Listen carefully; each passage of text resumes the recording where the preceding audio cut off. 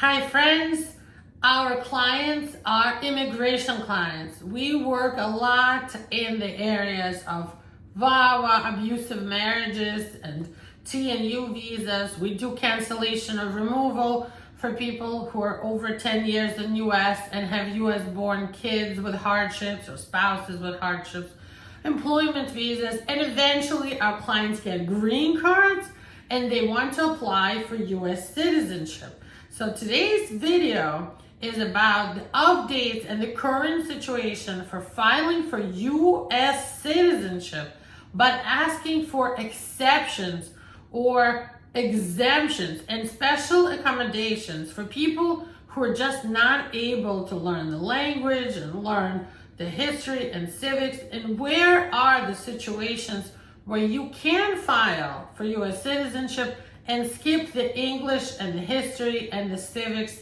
test? I haven't talked about this in over a year, so let's do a video about this. I'm Marina Shepelsky, the founding attorney of Shepelsky Law Group. We have a great team, and if you have any immigration problem and you want to legalize in US, we are here to help you.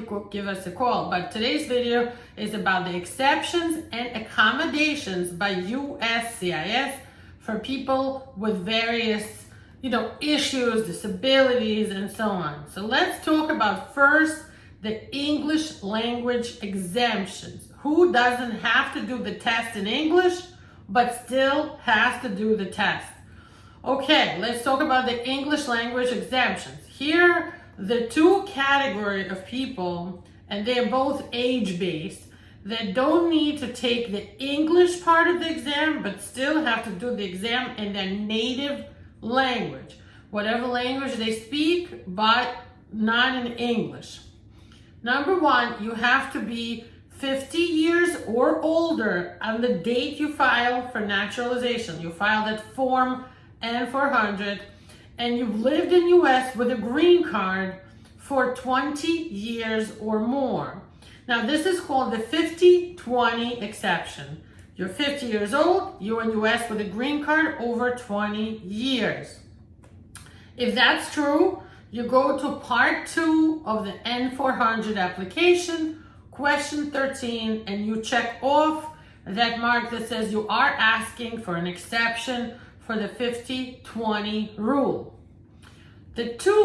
Number two exception here is if you're age 55 or older and the date you file your N-400 application, and you've lived here for 15 years, 15 years with a green card. Now, not just lived in the US for 15 years, but you had permanent residence for 15 years or more.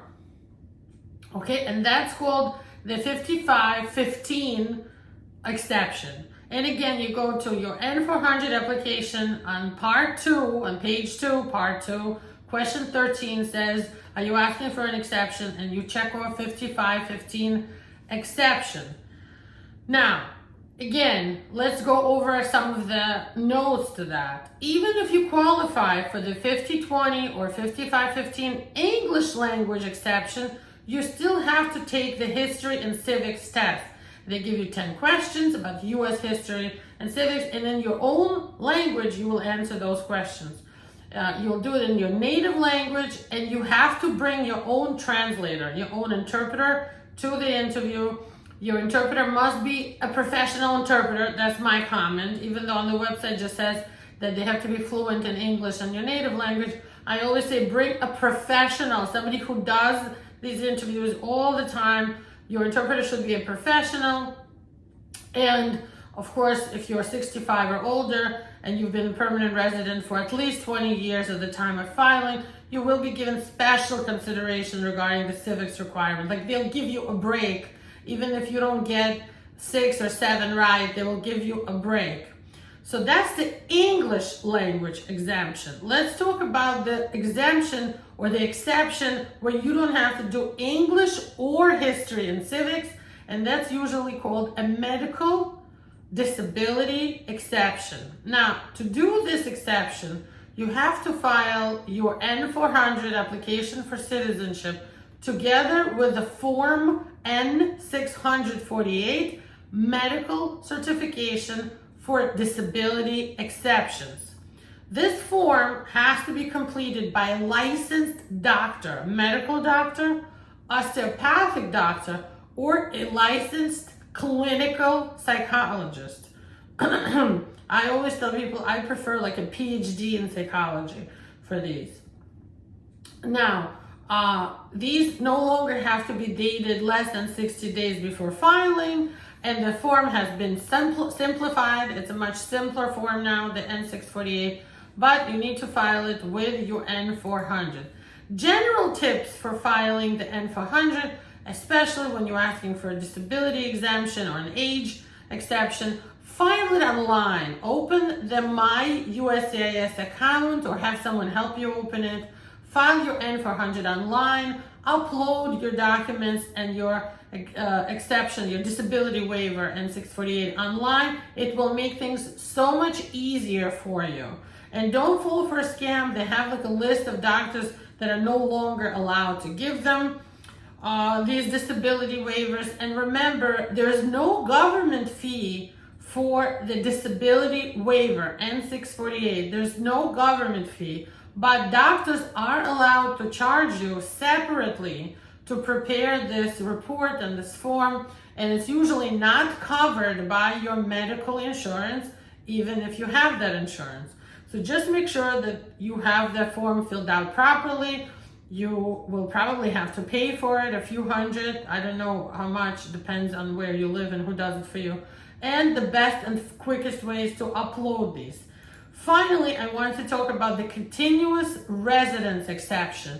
Now, of course, you know that if you file for the 3-year citizenship, if you're married to a U.S. citizen, still married, and you got your green card through the marriage, or the 5-year citizenship, which is pretty much for everyone else, one of the rules is that on the date you're filing your N400 application for citizenship, out of the last 5 or 3 years, you had to spend more than half of the time inside US, and that's called a continuous residence requirement. You have to show you were living in US, you were residing here, you were using your green card, you were indeed a permanent resident, living here permanently, more than half of the time.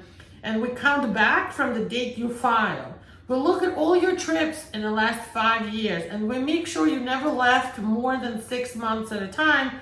Because if you did leave for more than 6 months for a trip, then that interrupts your continuous residence and you have to start it all over from the day you come back. Now, there are exceptions to this. There are situations where you don't have to do this and you have an explanation.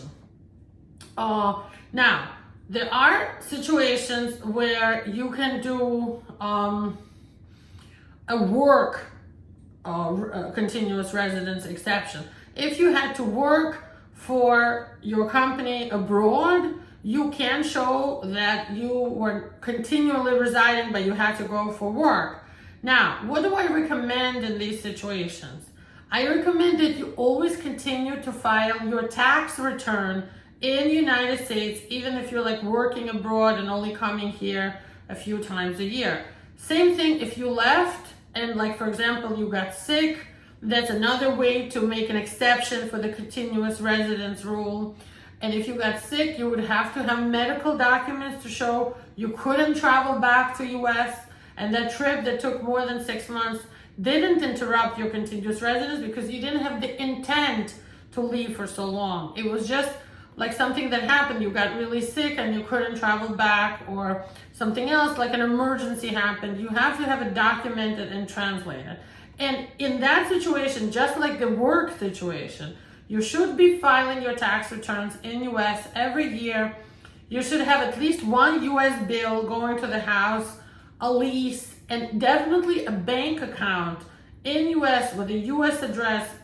Every month the report, your monthly statement for the account should be going to your home address in US to show you never meant to not be a resident in US, to make sure you get that citizenship. If you have questions about your green card, your asylum case, your VAWA, or your cancellation of removal, your family immigration, or if you want to come here and work in US and become a US citizen through getting a job green card, give us a call today for a paid consultation with one of our team. It's not just me, there's a whole group of us, amazing attorneys that I personally trained. They know our structure, they know how we do things, and we talk about every case together weekly. So give us a call to start your US immigration today.